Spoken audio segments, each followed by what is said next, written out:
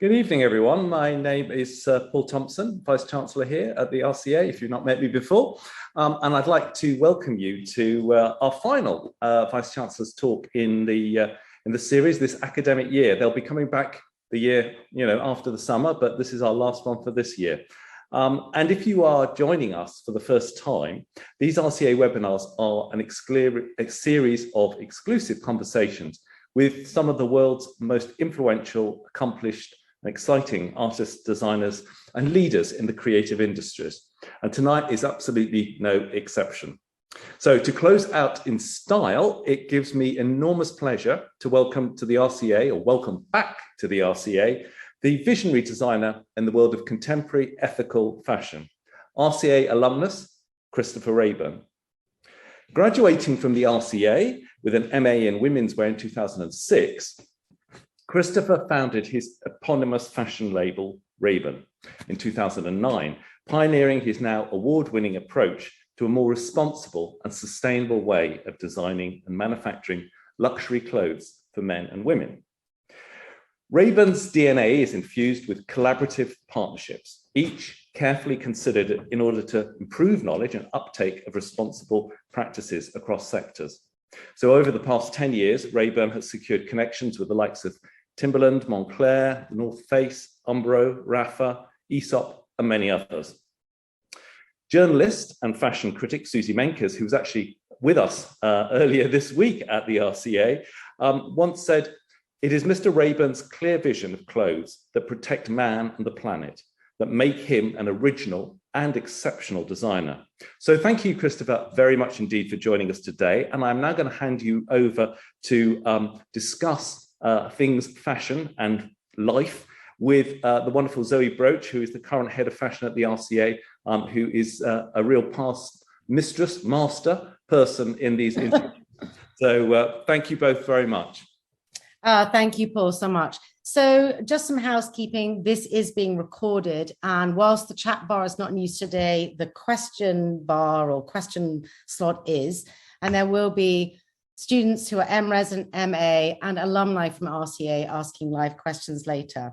First of all, I wanted to describe myself. This is to include and build new languages and new behaviors and habits, very much from Rama Garu and their team at the Helen Hamlin Center.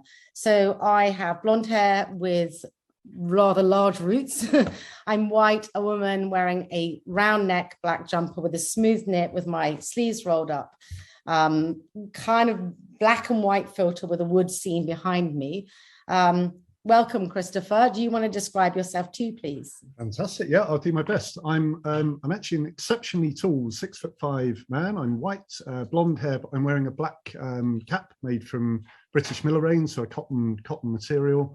And then also I'm wearing a jacket made from a very special type of parachute called air brake, and a black t-shirt. So I'm sitting here as well in my studio space in Hackney Central, which I'll be explaining as we go through the tour together. Oh, it's so good to have you here, Christopher. So there are 3 words Chris said to me that he wants today to be about, which is inspire, connect, and converse. So please put in questions as Christopher talks for about the next 10 minutes, and then we'll have a conversation, and then we go to the students.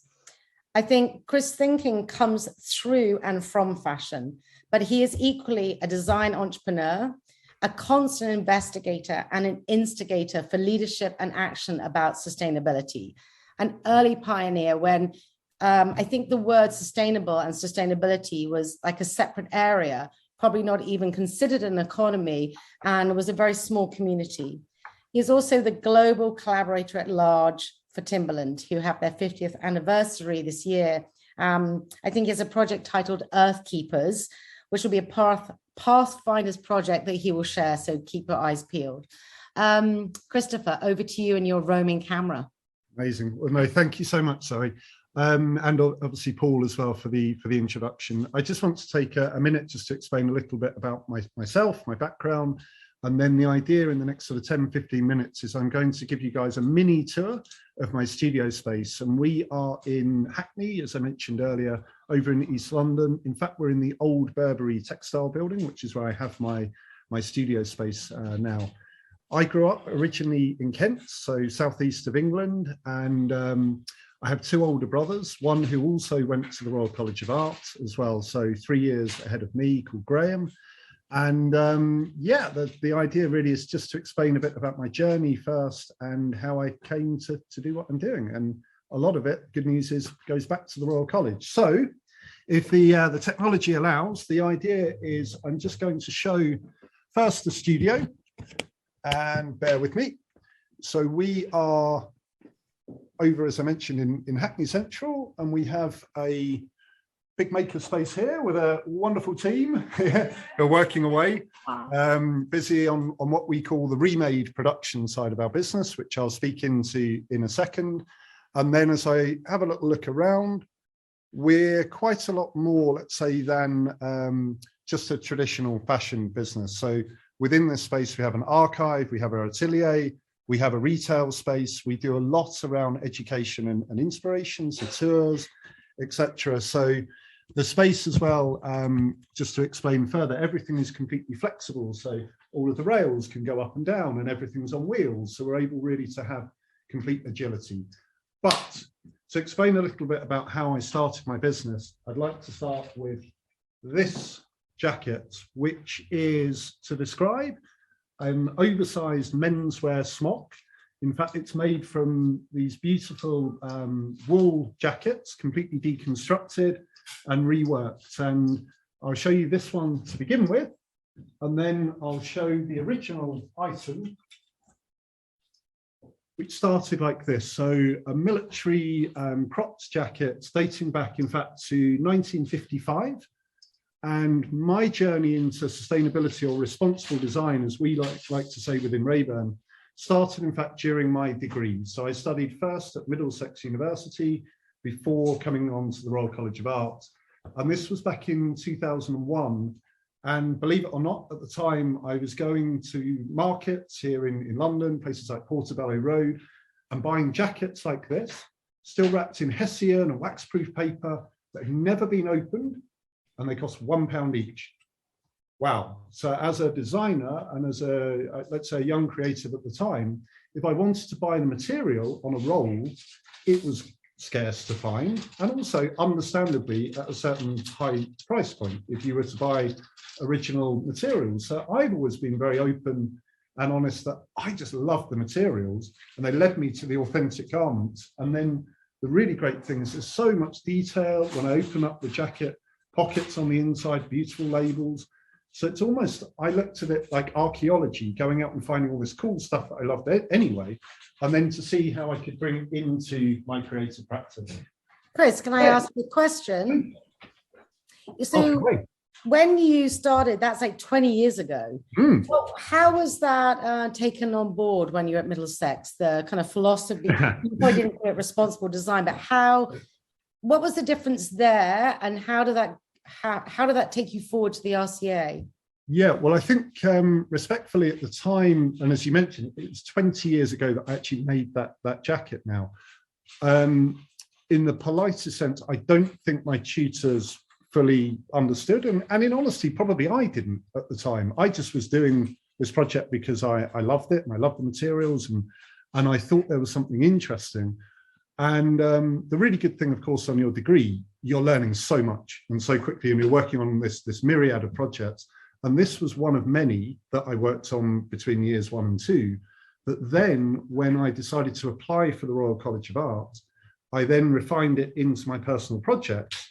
That I met them with Wendy Dagworthy at the time, the obviously head on fashion, and I basically have repackaged this into a women's wear project that I presented, and Wendy really, I guess, saw maybe the progressive nature of what I was trying to do, and really then encouraged me, and of course it got my place at the Royal College.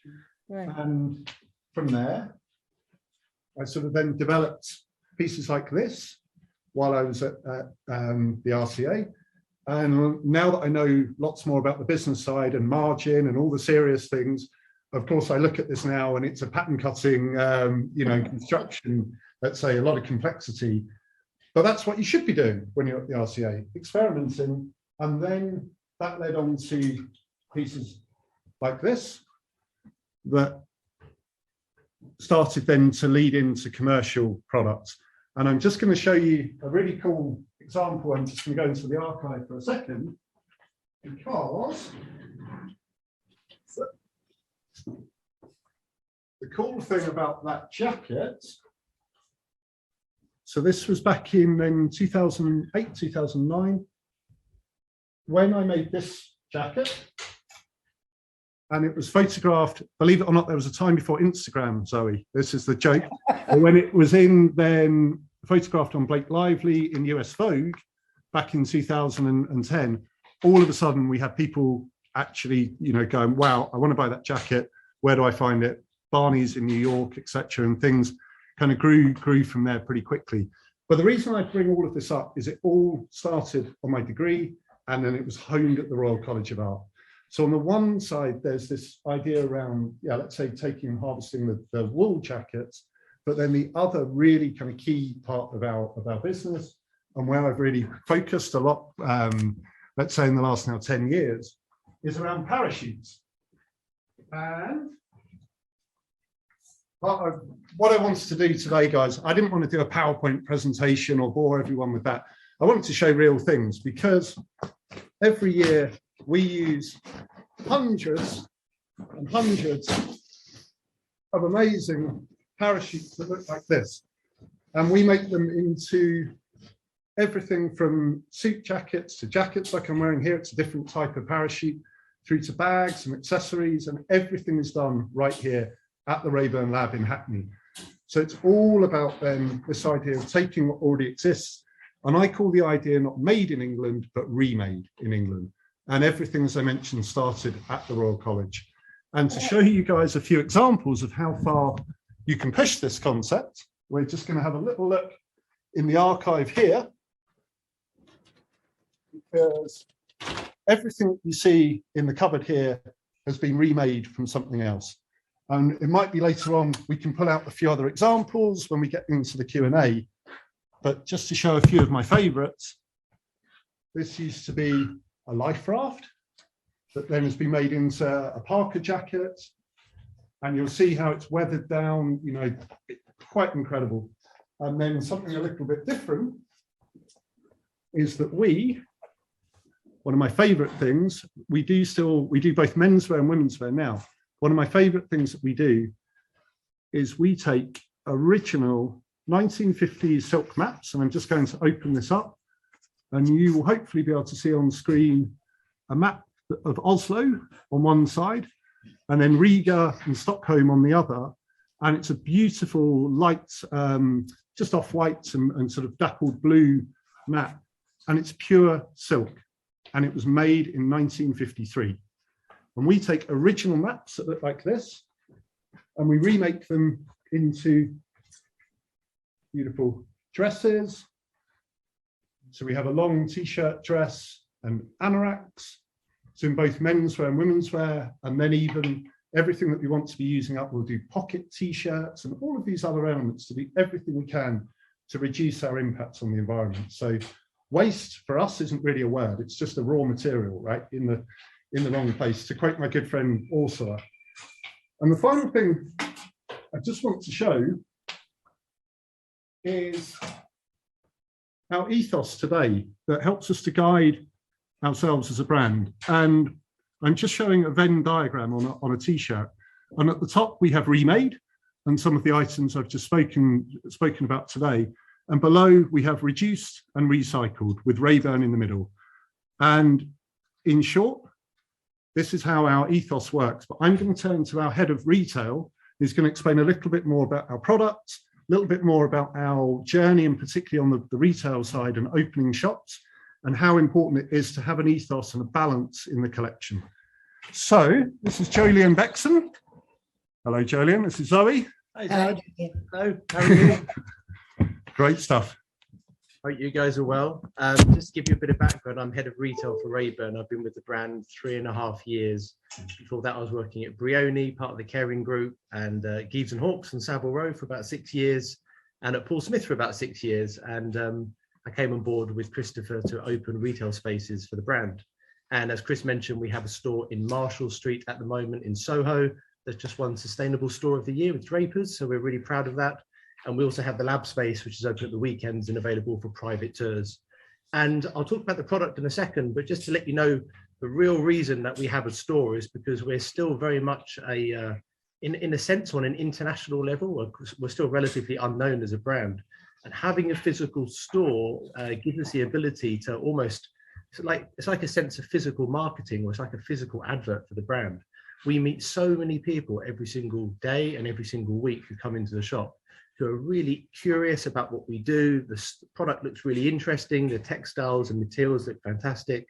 And when they come into the store, we're able to tell our story, build a relationship with these customers, hopefully inspire them, hopefully get them really excited about the possibility of what can be done with redundant materials and how we can transform waste into a resource.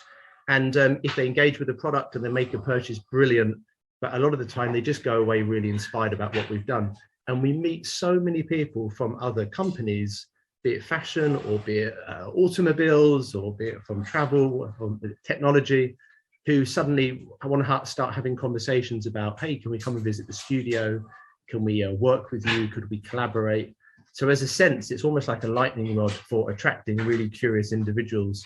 So if you have the chance, please pop down to Marshall Street and meet us, and we'll give you a tour, and the team are always super happy to welcome you.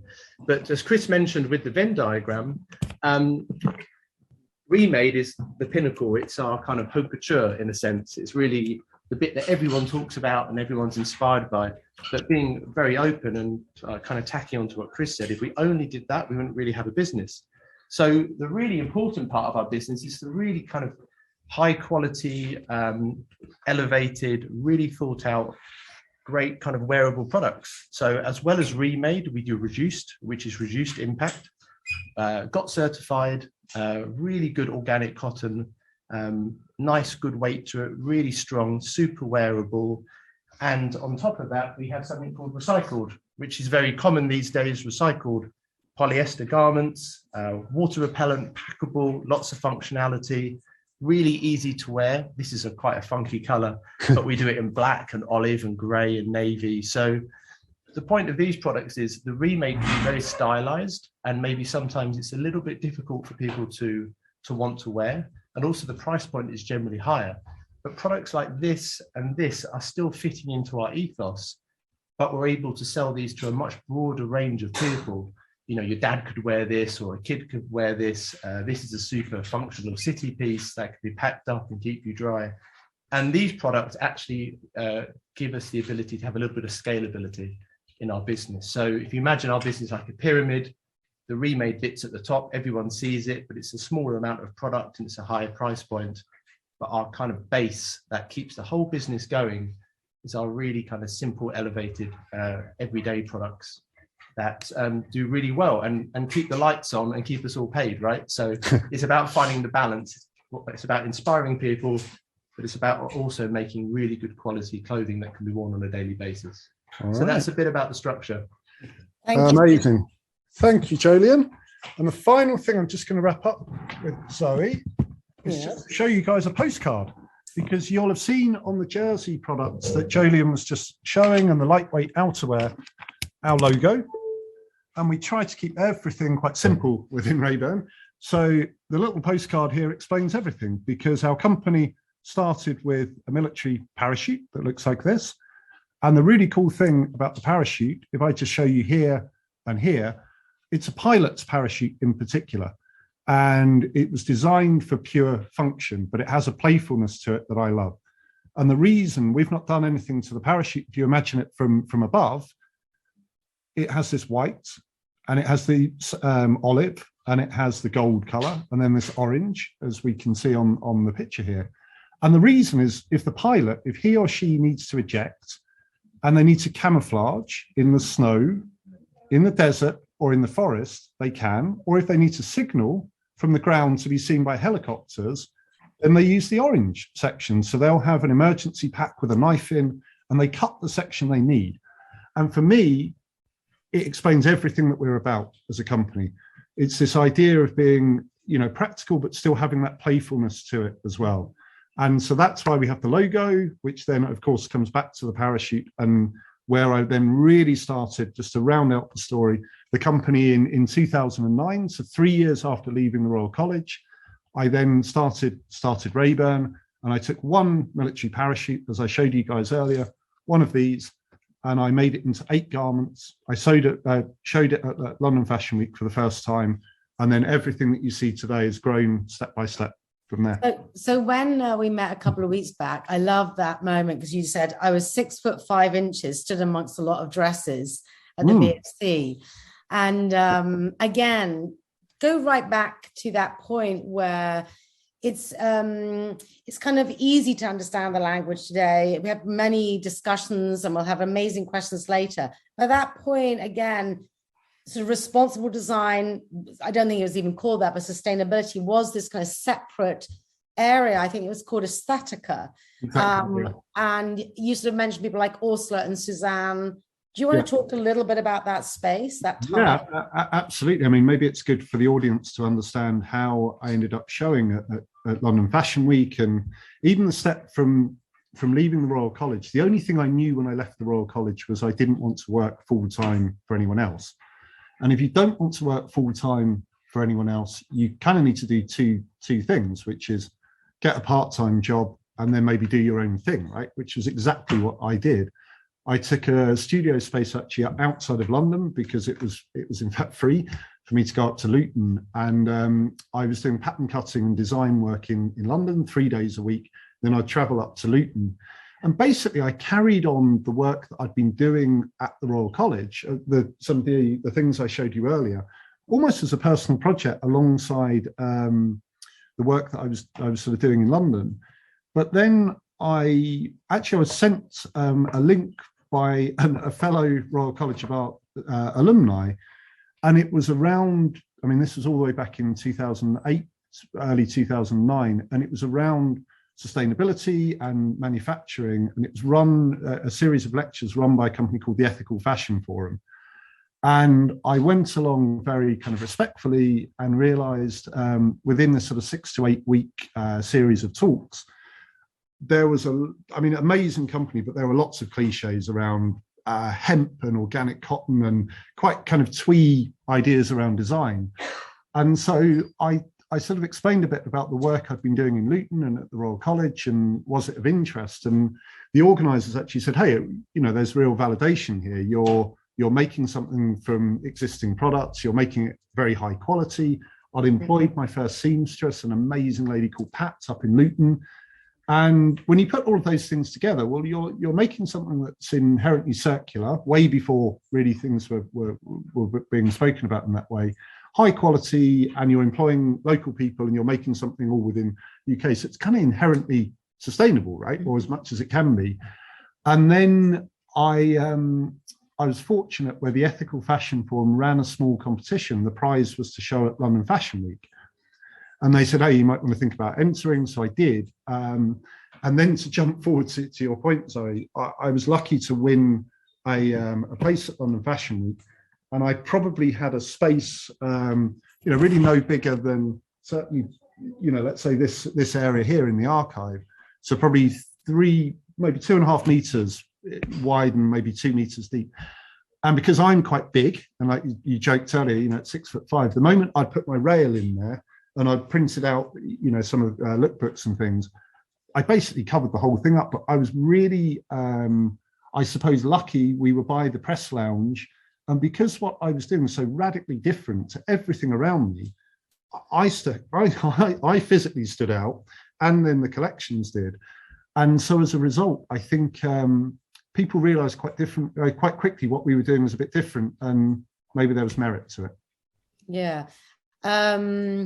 I'm just going to try and keep with I've got tons of questions, but also I just want to keep, there's a question from Charles Ross. Hi, Charles. He's amazing. You know him, I think. I know Charles, yeah. You have successfully bridged the gap from being passionate designer and also a product manager, so both design and marketing, as well as having a strategic insight. Reflecting back on your Royal College experience, what would you have concentrated on more at college? So I'm going to spin you around all over the place today. Yeah, no, it's a really good question. I think I'll answer it by saying the best thing or one of my best experiences from the Royal College was the amount of industry projects that I was involved in. And for anyone listening today, my advice would just be any opportunity to be involved in projects that maybe put you outside of your comfort zone, do them. Because as a young designer, I did everything from learning how to make wedding dresses through to working with sportswear brands, working through champagne things and perfume projects and things. And I suppose I learned quite quickly about the importance of storytelling. And it wasn't just about the design. You know, you need these two things in tandem. So the marketing side and of course the product side. And then really quickly you learn what you're not good at and maybe what you are good at, and then what you'll need within your own business to help support that.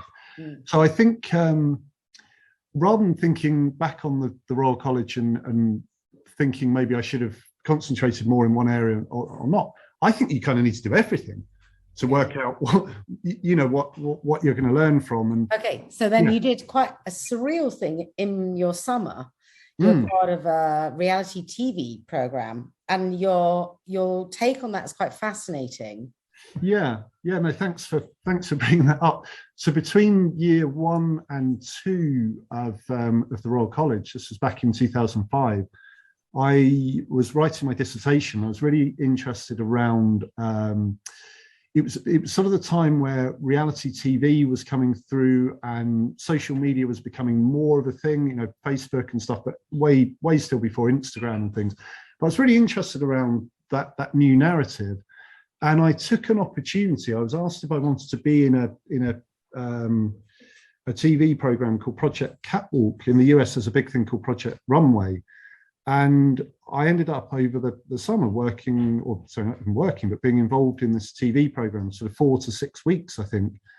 And I then wrote my whole dissertation because I was really interested around, this sounds a little abstract, but there's a fantastic series of lectures and writings by a chap called Jeremy Bentham around panopticons. And panopticons were these Victorian prisons designed in a circle with all of the cells facing in and bars facing in, and then a central tower in the middle with little windows that meant, in theory, a warden in the middle where the inmates can't see if they're being watched. In theory, one warden could watch all of the prison, or indeed no one is watching.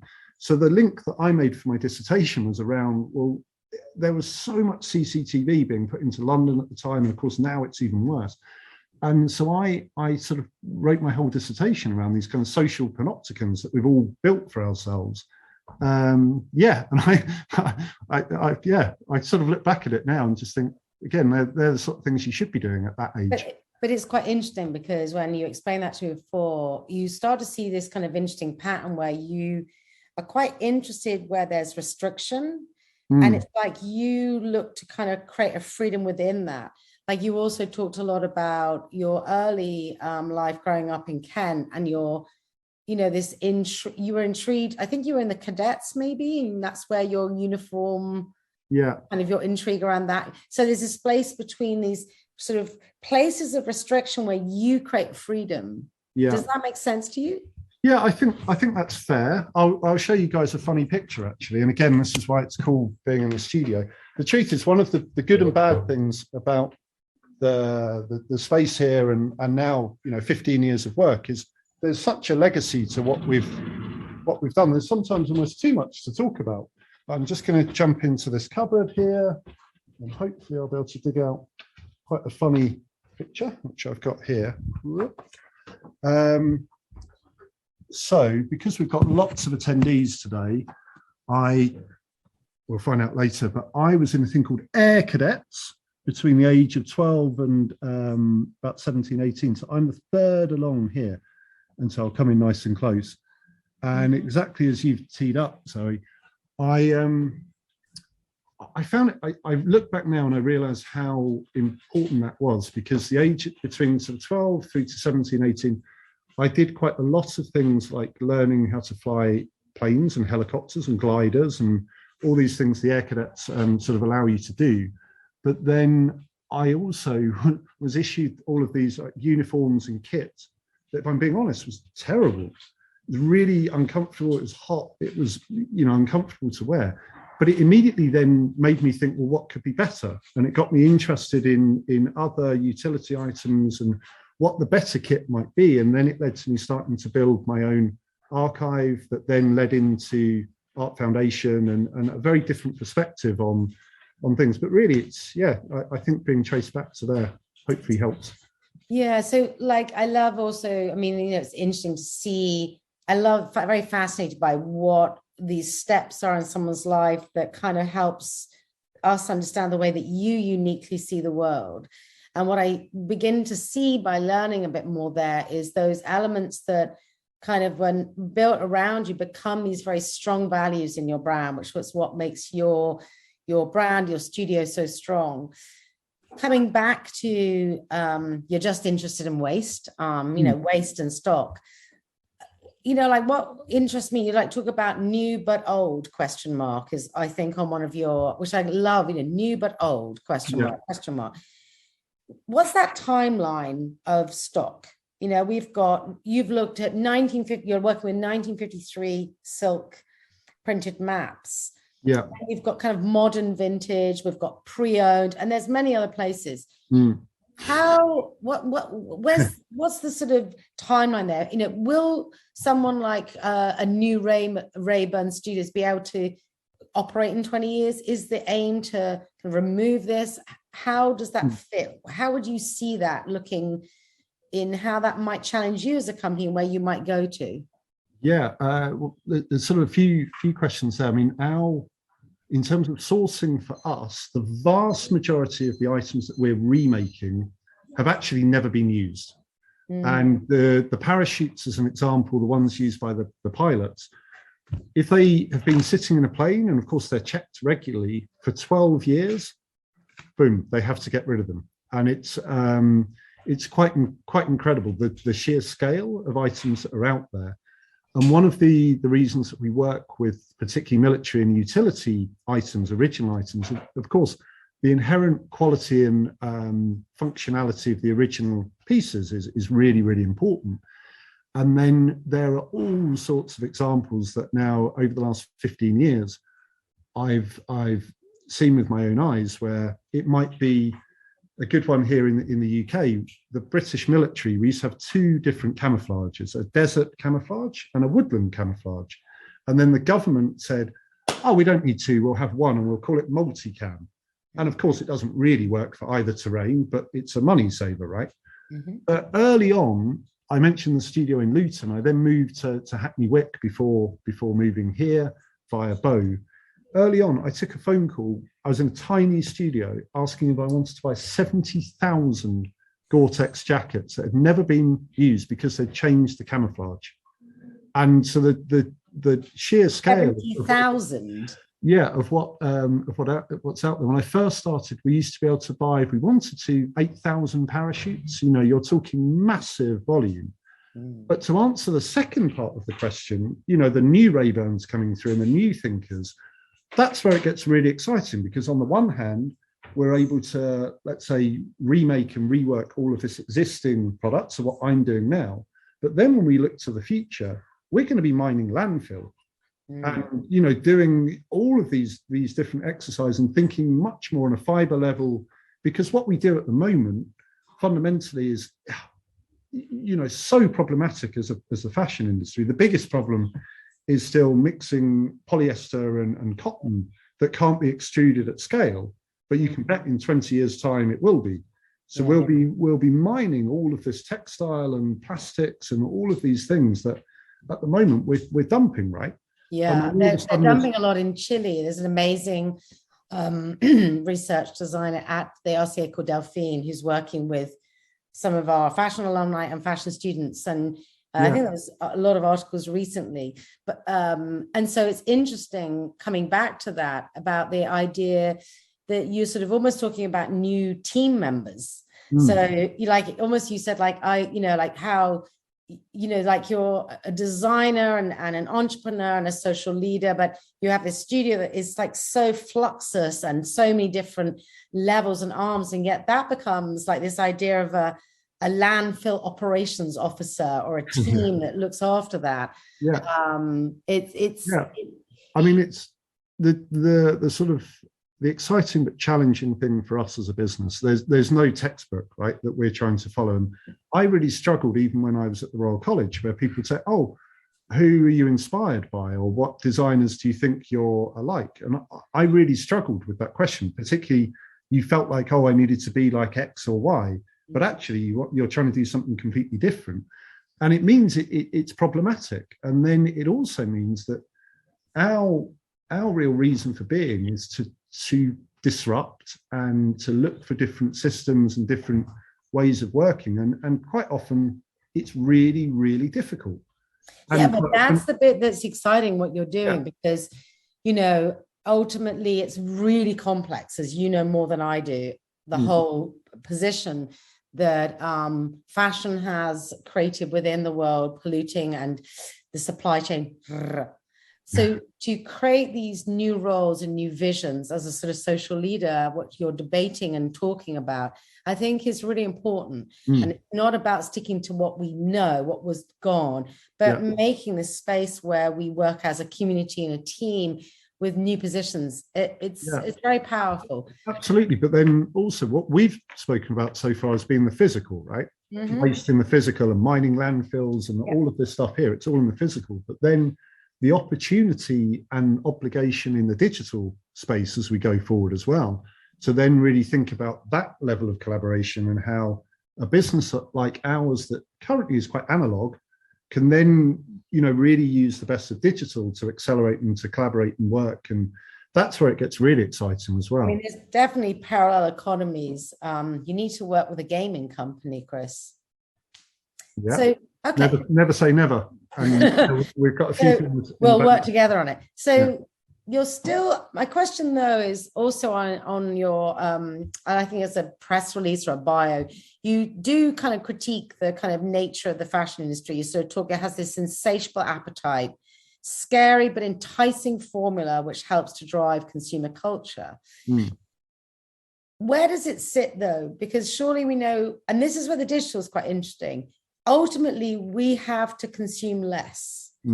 So even if you're making it remade, reused, recycled, it's still a consumer behavior. How do you balance that for yourself? Well, how do you see that moving forward? I mean, it's a really good and fair provocation. I think coming back to the remade, reduced and recycled, if we consider them in pillars, and I think, if we're going to be making anything, we need to be doing it in the least impactful way. And so with our remade pillar, we're essentially making something from something that already exists. So the carbon, etc., already within that is embedded, and the more we can do to work with that. And importantly, make something really well that has longevity. So we already make something that exists from an existing artifact, essentially. We also make sure that thing is infinitely repairable. And then we also offer the opportunity that if we wanted to remake it again, then we could. And then when we think about reduced, and particularly the natural element, and we're not perfect and we're not there yet, but in theory, if you're making something from an organic cotton with a natural dye that in theory can go back to the earth, that's already a very good step. And then if you're able to make something that's recycled and recyclable back to the pillars, that's really going to help. Step one.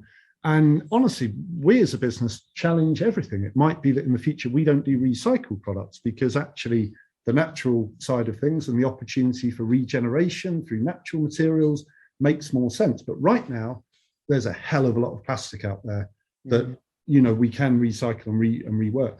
And as I say, none of this is sort of easy, and we're not perfect at all. But I hope that kind of answers the So moving on, like when you came on this morning at the beginning, you kind of talk about how you did so many workshops and interviews just in one day.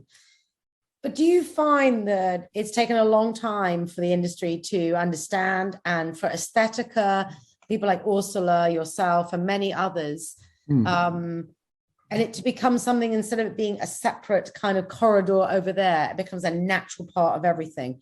But do you feel we're like, even here today, we're all on the same page, we all have the same kind of belief patterns?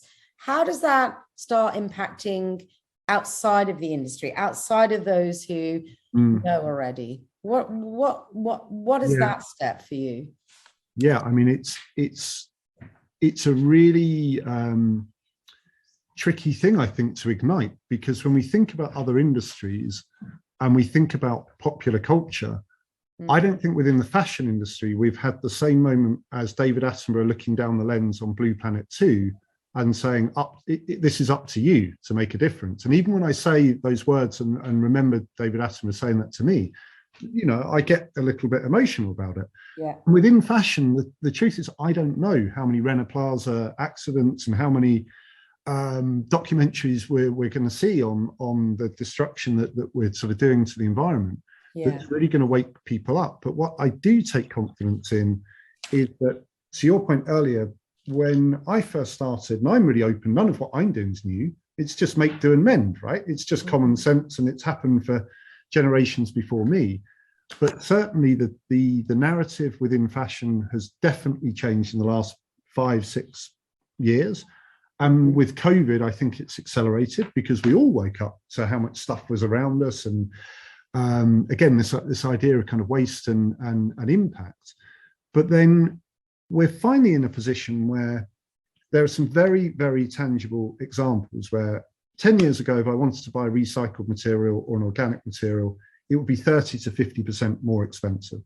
Now we often have parity with a recycled material. So there's already a big step. And importantly, there's a push and pull for the first time where brands, small or large, can make better products and make in a more responsible way. And importantly, the customers are really asking for it and demanding a better quality product, which I don't really think we had that balance before. And again, it's not perfect yet. But yeah. Great. So we are now going to bring on Mitali Katosh and Quentin. Mitali is a current student, a researcher, design, practice, and theory. She's also a director of development of a multi-business unit holding company based in New York and London. Her MRes dissertation and PhD candidacy advances the study of project-based ambidexterity within fashion ateliers. This April, she planned the Education and Creative Technologies Testbed Symposia launch of the first human-machine collaboration conference organized by the University of Oxford and Amazon Web Services. So Mitali's got a question for you, but also Quentin, a final year MA design product student who has their own design consultancy company in China working on different fashion projects.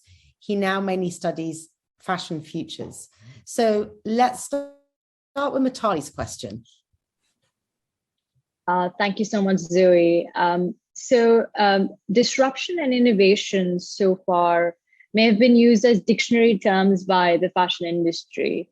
And my research here at the RCA on ambidexterity is a starting point on drawing frameworks of disruptive innovation from a parallel industry to perhaps create a common language within the fashion industry to talk about disruption and innovation. So with you present today, it's a wonderful opportunity to draw from primary source practitioner from the industry to ask, what does disruptive innovation mean to you? And has your brand been challenged by rapid technological change? Oh, fantastic. Well, congratulations for all of your endeavors as well. It's it's brilliant to meet. And it sounds like maybe I should be working for you because that sounds amazing. I think, I try to be very pragmatic in my approach and very straightforward.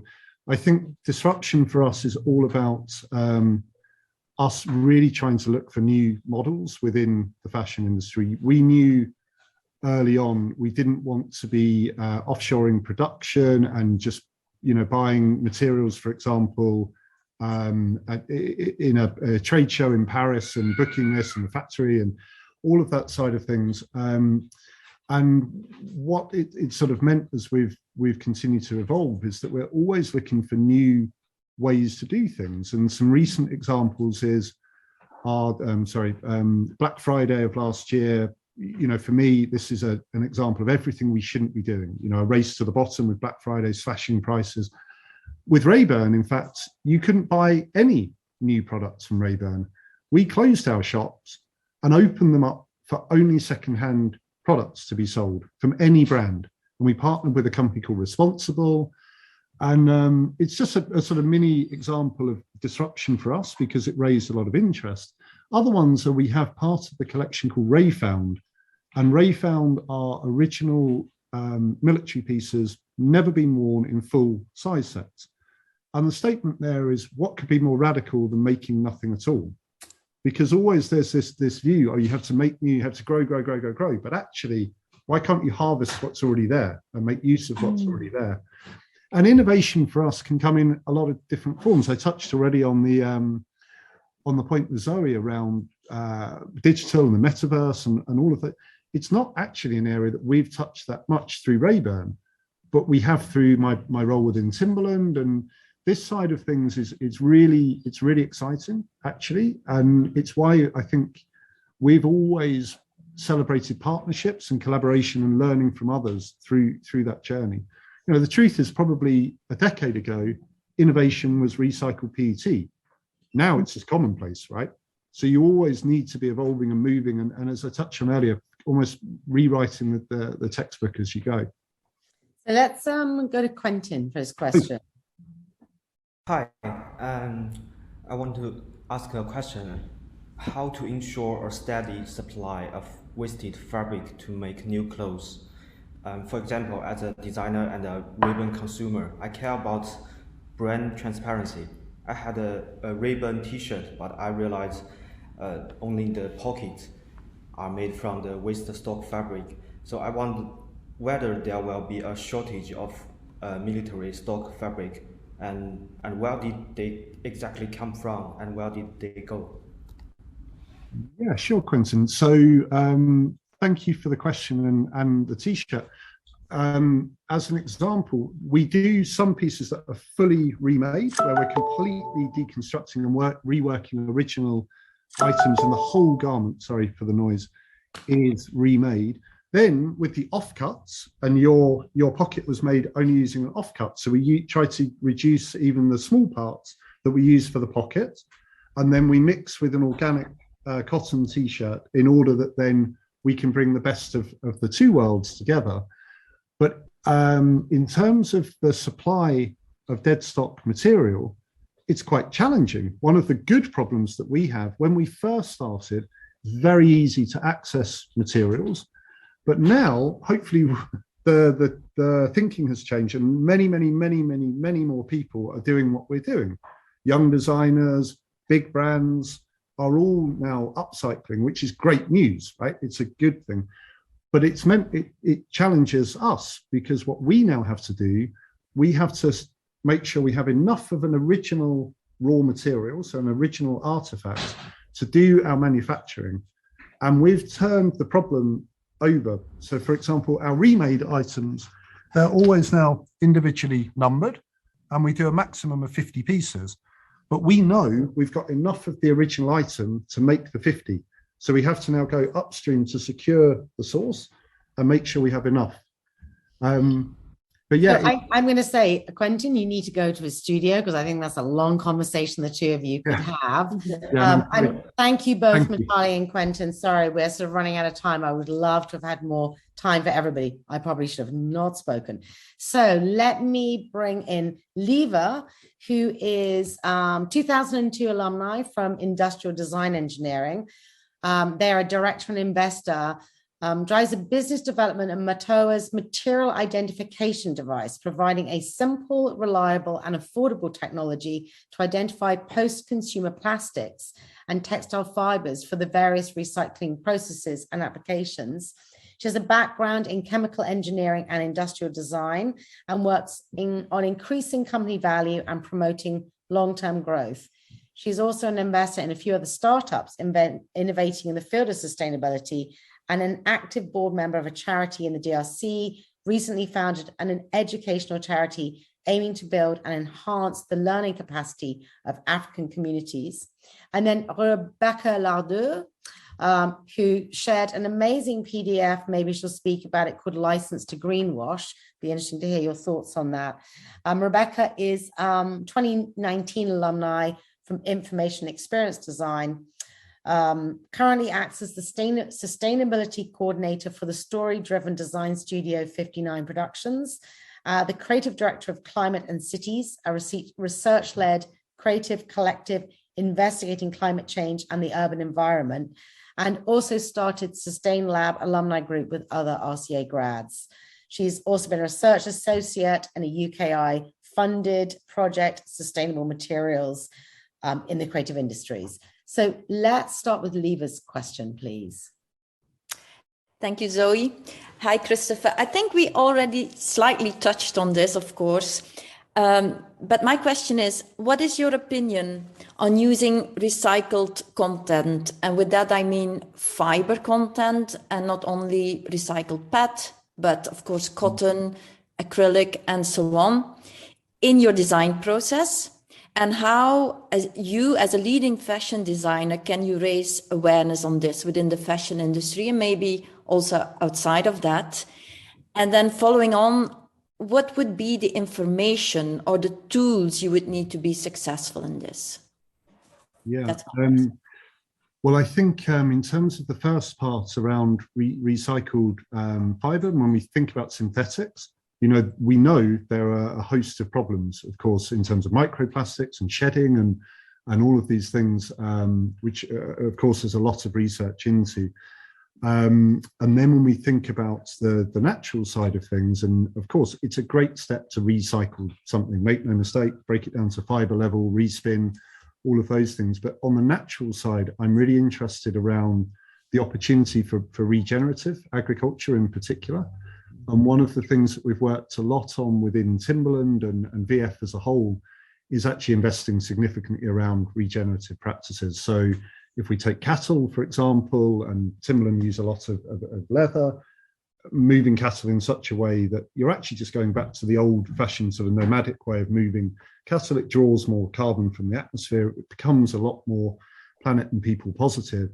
And the reason I bring these up is I think we're already at the point where recycling maybe isn't enough. My personal perspective on a more positive fashion industry is that we're actually going to have a series of micro tests that then need to work together in order to change the paradigm. It's very complex. And then in terms of how you ultimately, from a communication point of view, for me, it's still about the product. You still need to make something that's beautiful, that is going to stand out, that people are going to want to love and wear. And I think a lot of what we need to be doing, that's our obligation as designers, is we need to make good choices to begin with and do all of that research and make the best decisions that we can. But above everything, we need to make a really good product that people are going to love and want to keep in circulation for as long as possible. So amazing questions. And yeah, thank you. So this is good because it reaches over to Rebecca. Rebecca, do you want to ask us your question? Hey, thanks so much for a very interesting conversation. I think my question is when looking at the future, where would you see responsible design go next?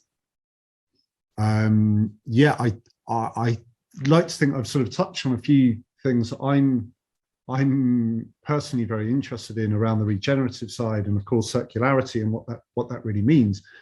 But then the other elements where I touched on earlier with Zoe, this idea that we are running low on a lot of raw materials. Things are very finite, so we are going to be looking more and more at how we can scavenge and work with what already exists here. And then I suppose if we start to really think on the next steps, it's off planet, right? And how we can start to go to the moon or Mars in a responsible way, and how we can really learn from the mistakes we've made here on Earth. Because the idea of going to Mars and trashing another planet, I mean, it doesn't appeal to me. So again, I think we're all going to have this sort of obligation, and certainly the designers, you guys coming through now, that's the reality for you, right? We're going to be going off planet and thinking, how do we do that in the best possible way? So I do worry that the moon is very responsible for the way the water moves in our bodies. Yeah. So I'm a little bit concerned about what we put away. But Rebecca, that was interesting that you shared the PDF when we met. Do you want to talk a little bit about that? Because I haven't had time to read the whole thing, but I just wondered whether you could share a little bit about the idea of licensing to greenwash. Yeah, Changing Markets released a research report a couple of months ago, just showcasing how there's been more and more certification in fashion, led by Zara, led by all of those brands. And actually the report just shows how there's worse and worse happening and how the certification leads to more damage being done. We all know, cotton still has a lot of problem. I can put the link in the chat. Please do. Yeah. I'd love to see. Sounds fascinating. Yeah. So thank you so much, Liva and Rebecca. We have a couple of questions in the box, but I'm just going to bring in the last two RCA students. Lena Marie Lefebvre, she's an MA textile student, born and raised in Denmark, now lives and works in London. She graduated with a BA in Fine Art and Graphic Design in the States and went on to work with corporate identity and branding, San Francisco, Denmark, and Dubai. But her creative practice is with materials and processes influenced by a curiosity to expand her work from print to form, driven by an investigative attitude to experimentation with the human connectivity within the space we inhabit. And then Lena's coming in with Nigel Garin-Garnet. He is a PhD researcher in the School of Design, a creative practitioner and doctoral researcher. In fact, his work sits at the collision of choreography and fashion to investigate human interactions with technology. Nigel's recent developments pose new questions around retaining individual ownership of our corporal identities to increase transparency and support a human-led technology risk assessment. He draws on this hybrid background to explore the development of creative systems affected by AI. And one is hoped that the performance of these systems may highlight the importance of rebalancing the current information economy away from corporate profiteering. So, Lena, let's start with your questions for Chris, please. Hi, yes, and so we're taking lead from you. I am a white woman, long dark hair. Oh, I love that you remembered that. Sorry, I won't do that. I'm wearing a white t-shirt, green button-down shirt, and I'm sitting at my desk at the RCA studios. Thank you.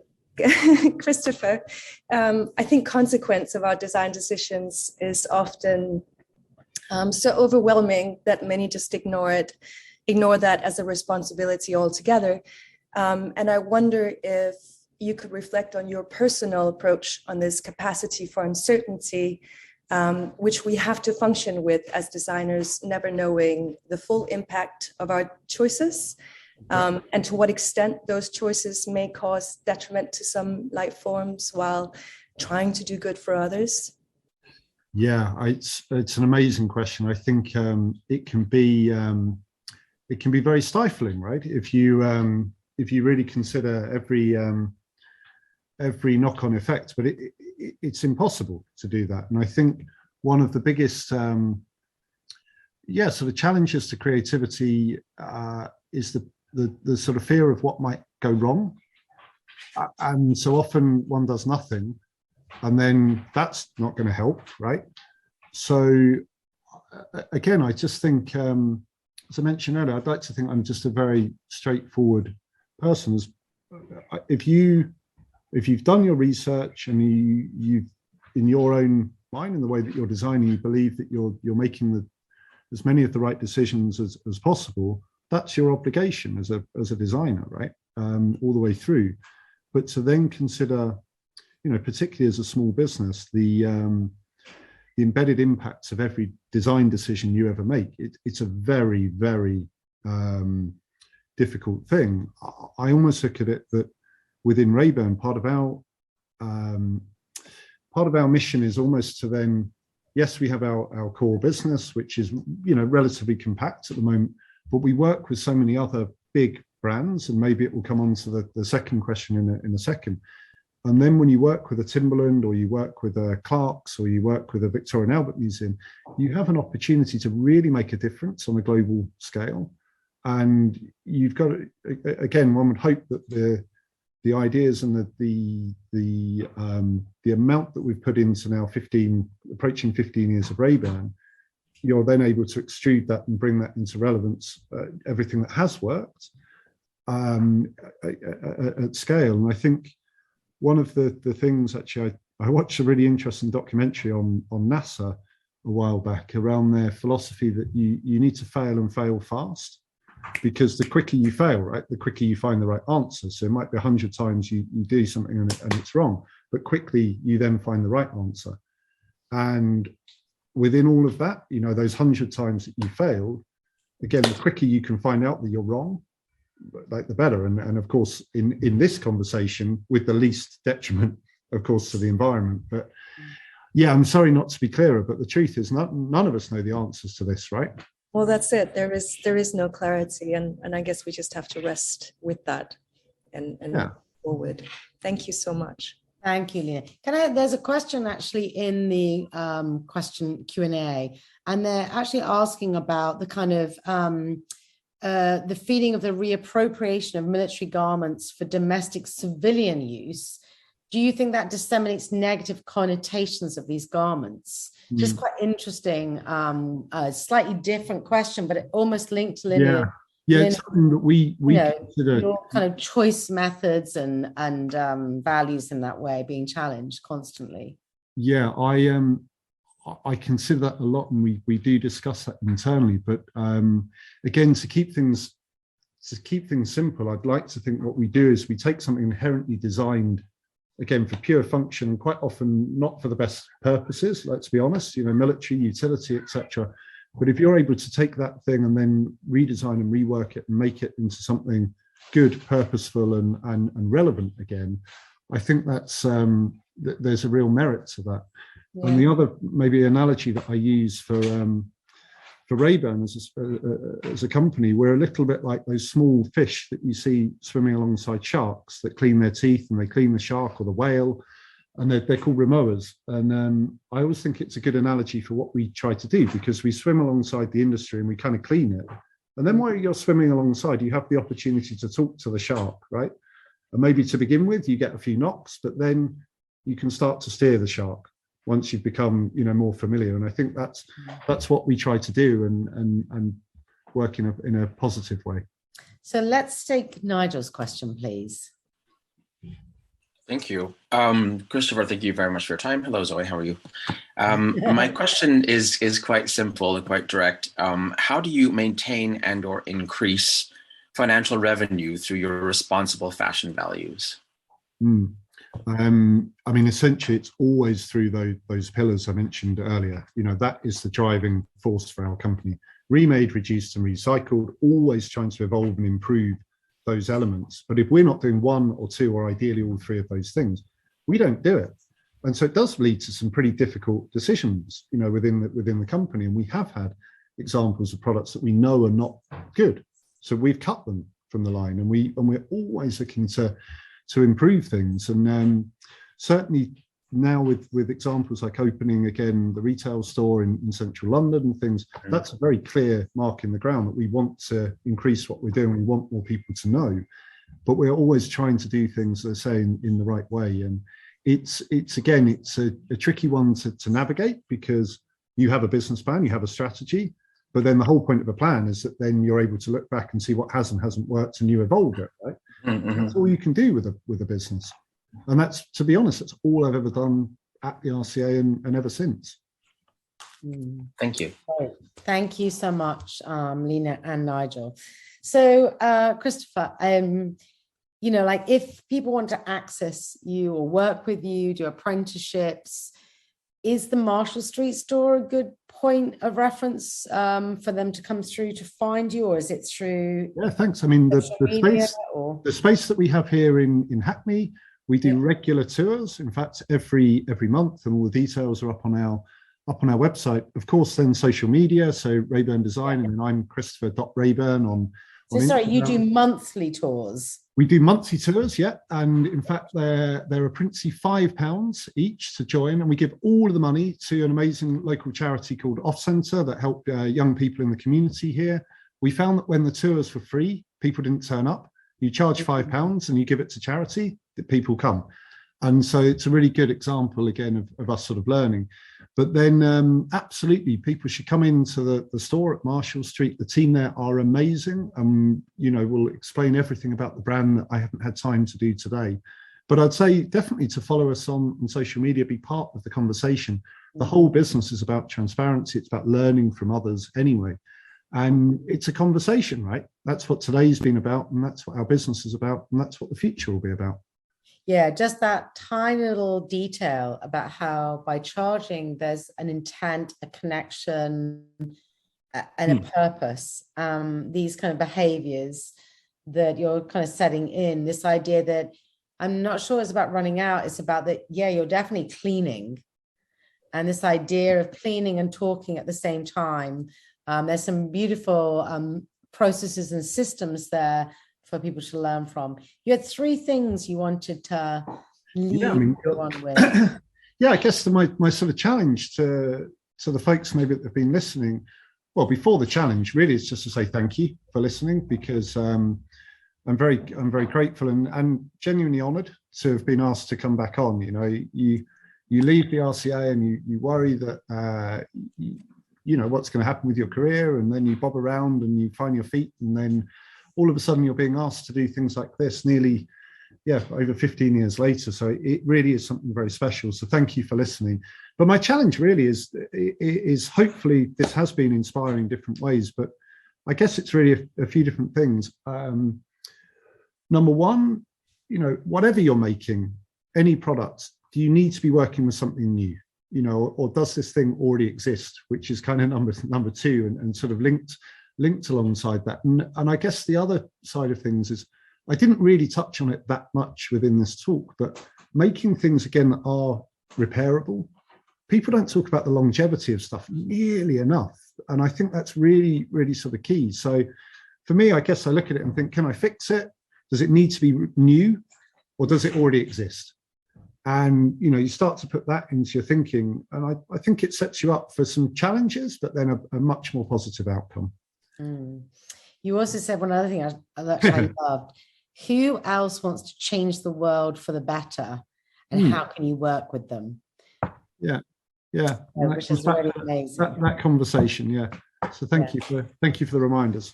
Yeah, Chris, you've been amazing today, and I think, you know, it's hard to pack all your thinking into an hour with your archive. So, you know, people, please go and do the tours. And, you know, I hope to see you when we have the presentations at the end of June. I'm just going to end with like the less is enough thing that I was talking about this is a beautiful little book by Pierre Vittorio Aureli. And he writes about this willingness to sacrifice our present in order to earn our future, and to ask these radical questions.